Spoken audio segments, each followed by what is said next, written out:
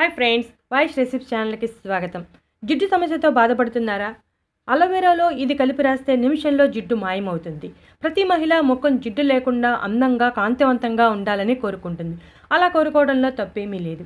అయితే ముఖం మీద జిడ్డు తొలగించుకోవడానికి పెద్దగా ఖర్చు పెట్టాల్సిన అవసరం లేదు. కేవలం మన ఇంటిలో అందుబాటులో ఉండే 3 ఇంగ్రీడియంట్స్తో సులభంగా తొలగించుకోవచ్చు. ఈ ప్యాక్ని తయారు చేసుకోవడం కూడా చాలా సులువు.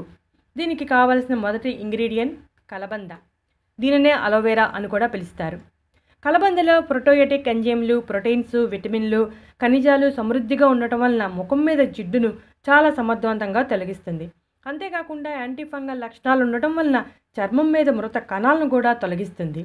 కలబంద మొక్క నుండి తీసిన జెల్ను వాడవచ్చు, లేదా మార్కెట్లో లభించే జెల్నైనా వాడవచ్చు.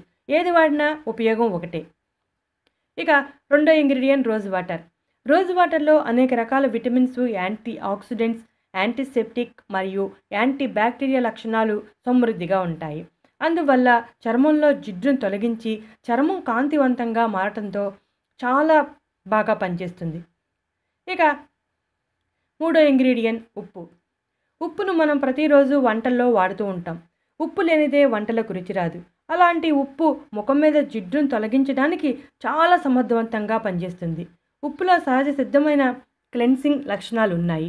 ఉప్పు చర్మంపై పేరుకున్న మురికిని, జిడ్డును తొలగించడంలో చాలా సమర్థవంతంగా పనిచేస్తుంది.